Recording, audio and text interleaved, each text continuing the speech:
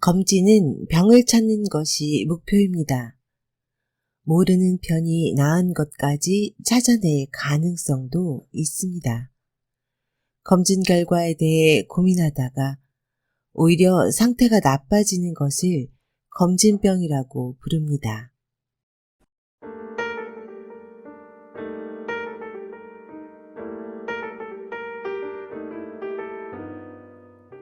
건강한 지식을 함께하는 세이버스입니다. 오늘 읽어드릴 책은 병원 가기 전에 읽어야 할 책, 니미 마사노리가 쓰고 출판사 청홍에서 펴냈습니다. 건강검진이 국가적으로 시행되고 있습니다. 많은 사람들이 고액의 비용을 내고 정밀 건강검진을 받기도 합니다. 검진은 사전에 질병을 발견해서 중대한 질병으로 악화되는 것을 막습니다. 하지만 건강검진이 반드시 긍정적 효과만 있을까요? 이 책은 이 질문에 대한 의사의 자기 고백입니다. 저자는 임상의로서, 연구자로서 30년간의 경험을 쌓아가면서 알게 된 것을 정리한 것입니다. 아는 것이 늘어난다는 것은 당연히 알지 못하는 것에 신경 쓰지 못한 채 환자와 만나던 시대도 있었다는 겁니다. 예를 들어 그때그때 자신이 열심히 최선의 노력을 하더라도 미래의 저자 자신이 보면 반성할 일이 몇 가지씩 있을지 모르는 겁니다. 건강하기 위해 또는 병에 걸렸을 때, 그리고 요양 중에 이 책이 희망이 샘솟는 메일을 보내는데 참고가 되었으면 좋겠습니다. 저자의 바람이 깃든 책입니다. 저자 소개, 니미 마사노리. 1985년 게이오 기주쿠 대학 의학부를 졸업했으며 게이오 기주쿠 대학 의학부 일반 소화기외과에 근무했다. 영국 옥스퍼드 대학 의학부 박사과정을 거쳤으며 테이교 대학 의학부에 근무했다. 미국 외과학회 펠로우로 근무했으며 애성병원 하지정맥류센터 고문, 한방외래 총괄의사이다. 전문 분야는 혈관외과, 이식면역학, 동양의학, 노동위생 컨설턴트다. 책의 큰 목차 1장 내가 죽는 방법 2장 의료의 진화와 한계, 디지털 질환과 아날로그 질환 3장 정말로 필요한 약 4장 명의 기준 5장 좋은 병원, 좋지 않은 병원 6장 종합검진은 꼭 받아야만 하는가 7장 지금 알고 있는 상식을 버리자 8장 위험도는 스스로 판단해 주세요. 이제 책의 본문을 요약 발췌해서 읽어드리겠습니다. 특히 이번 방송은 6장과 7장을 중심으로 읽어드리려고 합니다. 의료비 절감을 위한 예방의료는 넌센스. 국가 의료비 절감을 위해서 예방의료를 하자는 발상은 넌센스입니다. 의료비 절감을 위해 병을 예방하도록 노력하자는 것은 대찬성입니다. 차이를 아시겠습니까? 저는 예방의료라는 단어가 싫은 것입니다. 예방을 위해 약을 사용하는 것이 어디까지 의미가 있는 것인가는 불분명합니다. 하지만 현재 실제로 이런 일이 일어나고 있습니다. 국가에서는 굳이 대사증후군이라는 개념을 도입했습니다. 허리둘레가 남성은 90cm, 여성은 85cm 이상이면, 그리고 혈압이 130에 85, 중성지방이 150 이상 또는 HDL 콜레스테롤이 40 미만, 공복시 혈당이 110 이상, 이 중 2가지 이상에 해당하면 대사증후군으로 낙인 찍어 병으로 분류하고 약물을 복용하도록 추천하고 있습니다. 특별한 병이 없더라도 장래에 동맥경화증으로 발전되어 다양한 병에 걸릴 위험이 있기 때문이라고 위협하며 지금부터 약을 복용하도록 권합니다. 여기에서도 장대한 인체 실험이 시작되고 있는 것입니다. 그것이 좋을지 나쁠지는 한참 뒤에 밝혀질 것입니다. 우리들이 죽을 때 대사증후군으로 약물을 복용하는 방법이 넌센스라고 하는 이유는 의료비가 절감되지 않기 때문입니다. 장래의 의료비를 절감하기 위해 지금 의료비를 사용하고 있기 때문입니다. 의료비 절감을 위해서는 경구약 복용 같은 예방의료가 아니라 운동이나 식사 제한 등 돈이 들어가지 않는 생활습관 개선이 중요하다고 이야기해 줄 필요가 있습니다. 의료비는 수명과는 관계가 없습니다. 몇 년을 살아왔는데 돌연사한다면 의료비는 더 이상 들지 않기 때문입니다.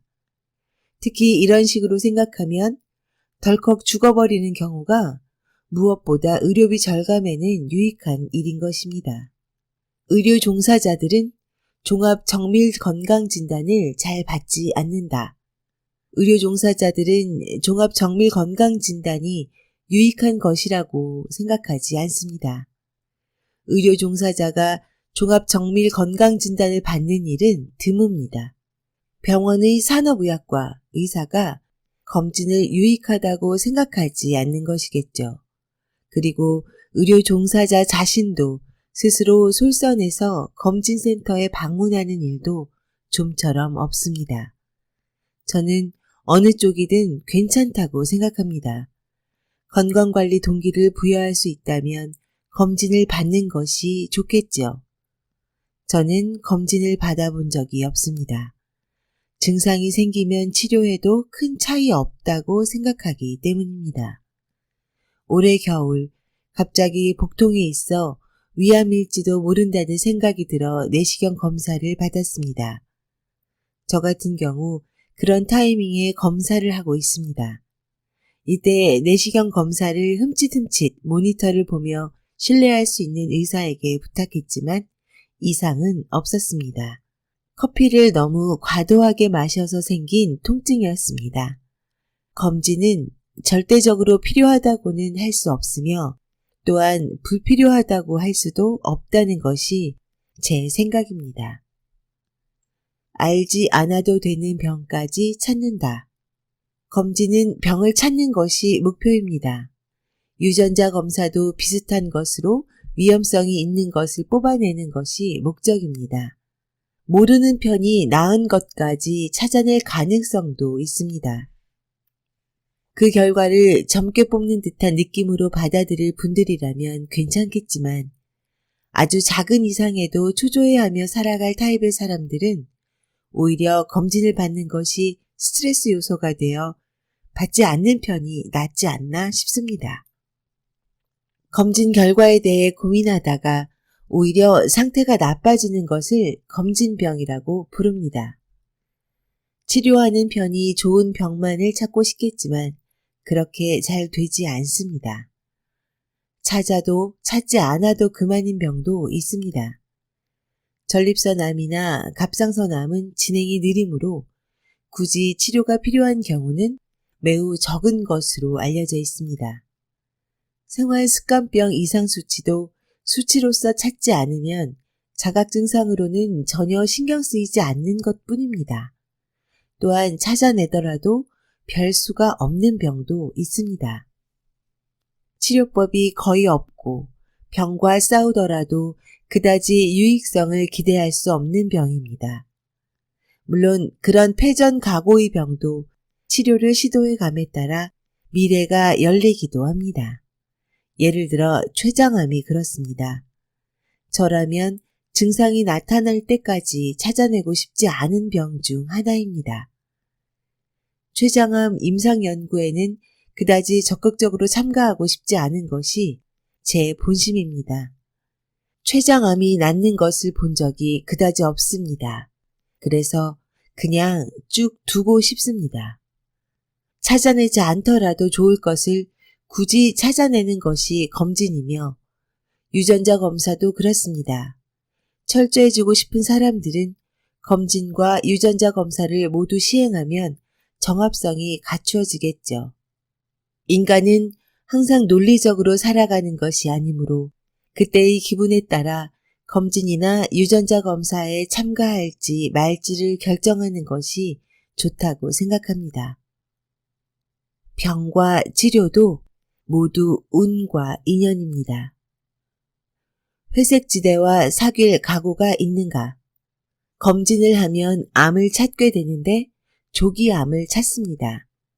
그래서 생명이 연장될 가능성이 높아진다고 생각하는 분들이 많이 있는 것 같습니다. 문제는 암인가 아닌가를 판단하는 것이 사실 어렵다는 것입니다. 바둑처럼 흑백이 명확하지 않습니다. 회색지대가 많은 것입니다. 암은 전이되기 때문에 악성입니다. 전이되어 있다면 흑입니다. 이에 반해 전이되지 않은 암 같은 병소를 흑이라고 할지 백이라고 할지가 어렵습니다. 전이되어 명백하게 암이라는 것을 알 수 있는 경우에 비해 비슷하기 때문에 암, 그것과는 비슷하지 않기 때문에 암은 아니다와 같은 진단 방식이 바로 유사한 이미지입니다. 곧 예측 진단이며 그것이 사실인지 아닌지는 알 수 없습니다. 그런 애매한 진단은 있을 수 없다고 생각하실지 모르겠지만 이것이 현재 의료 현장에서 이루어지는 표준적인 진단 방법인 것입니다. 알기 쉬운 예로 유방암 양성 악성 진단 과정이 있습니다. 검진에서 유방암이 의심되어 조직 검사를 통해 유방암으로 진단된 환자의 조직 표본을 빌려와 다른 병원에서 다른 병리의가 진단하면 암이 아닌 케이스도 있습니다. 사람이 진단하는 것이기 때문에 절대적인 것은 있을 수 없습니다. 저는 수련의 시절 6개월간 대학 병리과에서 공부했습니다. 매일매일 자정 12시 넘어서까지 현미경을 보고 지도의 지시에 따라 리포트를 작성했습니다. 흑백을 명확히 썼습니다. 하지만 그것이 정말로 백일지 흑일지는 사실 알지 못한다는 것에는 그 당시 전혀 신경 쓰지 않았습니다. 지도의가 암이라고 이야기하면 암, 양성이라고 하면 양성이라고 믿었기 때문입니다. 장래에 반드시 전이될 병소처럼 보이더라도 그 사람이 살아가는 동안 전이되지 않는다면 그 사람에게 있어서는 양성입니다. 환자 각각의 살아가는 기간까지 고려하면 점점 회색지대로 이야기할 수 있는 암이 늘어나게 됩니다. 만약 암이라고 생각해 시행한 수술이더라도 수술이 불필요했을지도 모릅니다. 하지만 그것은 수술 전에도 수술 후에도 알기 어렵습니다. 저희 의사들도 환자도 지금 알고 있는 정보만으로 치료법을 선택해야 하기 때문입니다. 검진에도 시장 원리가 작용한다. 종합정밀검진에는 의료보험이 적용되지 않습니다. 자비진료입니다. 전액 검진을 받는 사람이 지불하는 경우도 있으나 큰 기업에서는 기업 측이 상당 비율을 부담하게 됩니다. 기업으로서는 검진으로 병을 조기 발견하여 빠른 단계에서 병에 개입하는 편이 의료보험 부담액이 적어질 것이라고 생각하는 것입니다. 또한 정신적인 병과 노동재해 관련 병 등에 신경 써두는 편이 회사의 위험 관리에도 도움이 되기 때문입니다. 검진은 자비로 이루어지다 보니 시장 원리가 작용합니다. 완전 건강이라는 결과를 보여주는 것보다는 뭔가 황색 신호를 붙여 매년 검진을 추천하면 고객이 줄지 않습니다. 제 진료실을 방문하는 환자분들은 검진 자료를 가지고 와서 설명을 해달라고 합니다. 번거로워서 정중히 사양했던 적도 있었지만 최근에는 어떤 판정을 받았을까? 라는 약간의 흥미가 있어 검사 결과를 보곤 합니다. 정말로 황색 채점이 많습니다. 그리고 1년 뒤 재검하라고 기록되어 있습니다. 이로써 다시 검진을 받을 동기를 부여한 것입니다. 검진은 의료가 아닙니다. 건강산업입니다. 그렇기 때문에 의료보다는 시장의 원리가 더욱 쉽게 작용하는 것입니다. 고객 확보가 무엇보다 중요합니다. 저는 검진을 결코 부정하지 않습니다. 검진을 받지 않는 사람보다 검진을 받는 편이 자신의 건강 상태에 관심이 더 있는 것은 분명하기 때문입니다. 저는 검진 안에 식사 지도나 운동 추천, 간단한 운동 지도 등을 넣는다면 보다 유익한 건강 관리가 될 것이라고 생각합니다.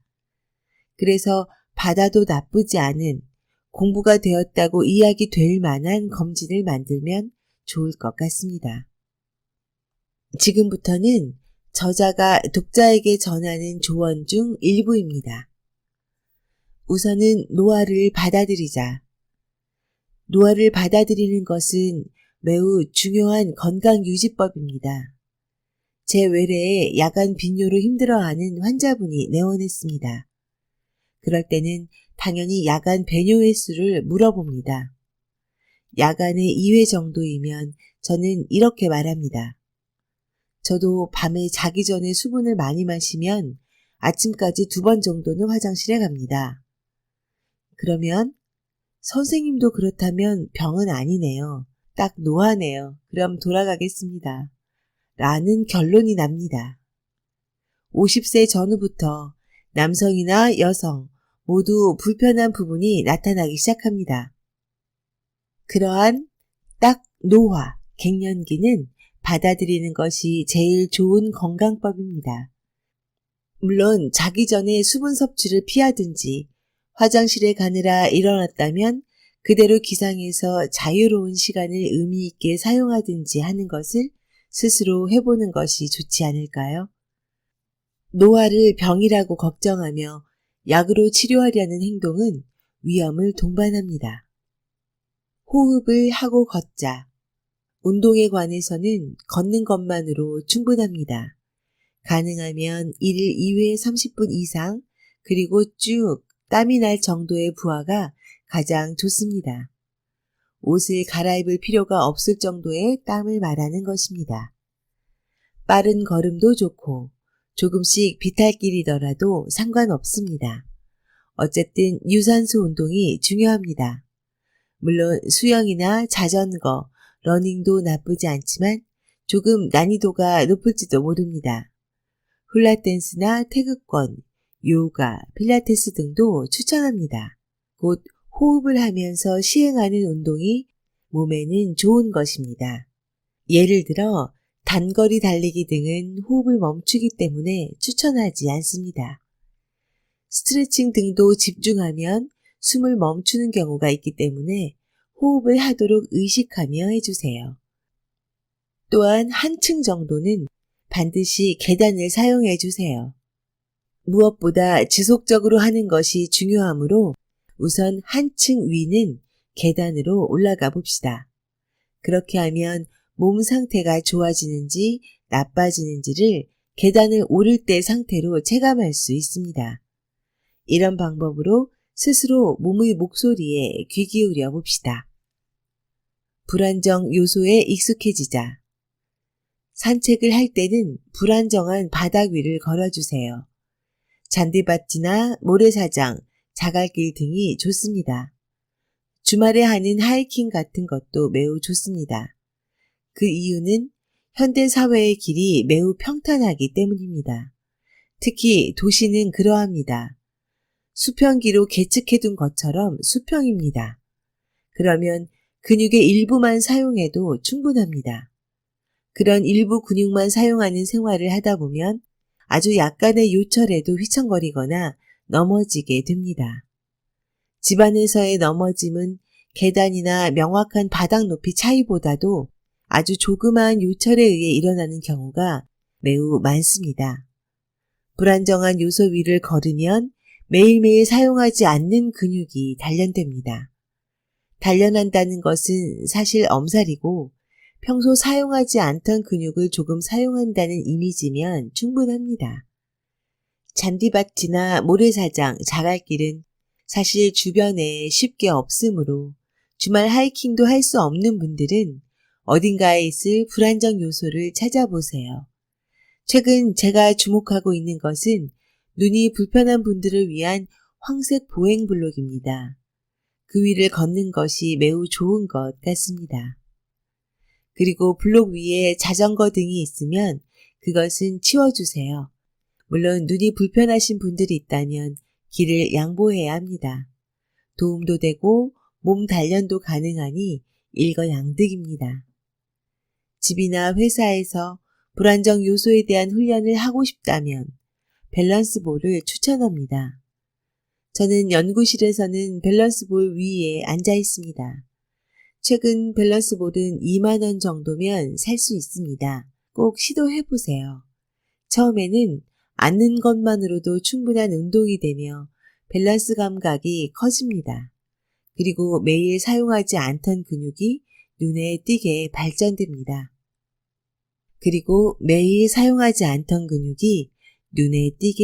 발전됩니다. 지금 건강하다면 그걸로 좋다.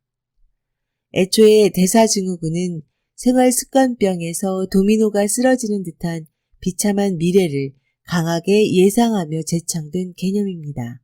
당초 조금 뚱뚱해도 좋은 뚱뚱함과 나쁜 뚱뚱함이 있다는 임상적 경험지에서 나온 발상입니다. 건강한 뚱뚱함과 불건강한 뚱뚱함의 경계를 생각할 때 내장 지방이 100평방센티미터 이상이라는 것이 기준이 됩니다. 그리고 그 기준 위와 아래는 예후가 다르다고 생각하고 있습니다. 하지만 이 개념이 제창되었을 당시 내장 지방을 측정할 수 있는 방법은 CT 촬영밖에 없었습니다. 그래서 X선 피폭이 발생하는 CT를 여러 차례 측정하는 것은 윤리적으로 무리가 있어 내장 지방이 100제곱센티미터인 사람을 간단하게 찾아낼 방법으로 복부둘레가 등장했습니다. 몇 명을 조사한 결과 남성의 경우 복부둘레 90cm, 여성은 85cm면 내장 지방이 100제곱센티미터에 해당한다며 대사증후군 기준치에 이 복부둘레 수치를 도입했습니다. 곧 내장지방 100제곱센티미터가 무엇보다 중요한 것입니다. 지금은 내장지방이 듀얼 스캔이라는 기계로 방사선 피폭 없이도 측정할 수 있게 되었습니다. 복부둘레와 같은 불확실한 수치를 사용하지 않고 내장지방을 듀얼 스캔으로 측정하면 됩니다. 전원 측정하기에는 무리가 있으므로 복부둘레가 남성의 경우 90cm 이상, 여성의 경우 85cm 이상인 사람에게 듀얼 스캔으로 진짜 내장 지방량을 측정하면 될 것입니다. 당초 이것이 출발점이었기 때문입니다. 대사증후군 기준은 매우 괴상합니다. 저는 지금 비만에 의한 병이 없고 내장 지방이 100제곱센티미터 미만이며 근육량이 많다면 조금 뚱뚱해도 건강하다고 생각합니다. 이 예측도 추후 그런 사람들이 어떻게 되었는지를 조사해보면 명확해지겠죠. 이것도 장대한 인체 실험 중 하나입니다. 다른 질환 예방을 위해서라는 것은 지금 그렇게 생각한다, 그렇게 기대한다 정도의 수준일 뿐으로 진짜 사실은 알 수 없는 것입니다.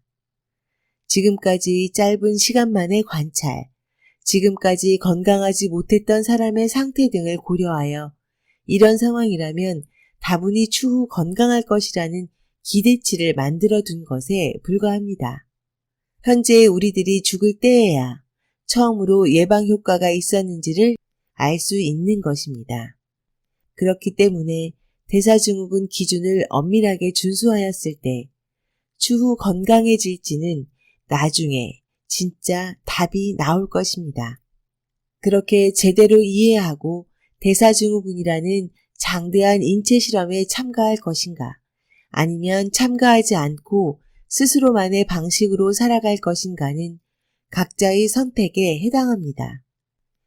저는 현재 대사증후군의 기준은 질병 예방에 그다지 의미가 없다고 직감적으로 느끼고 있습니다.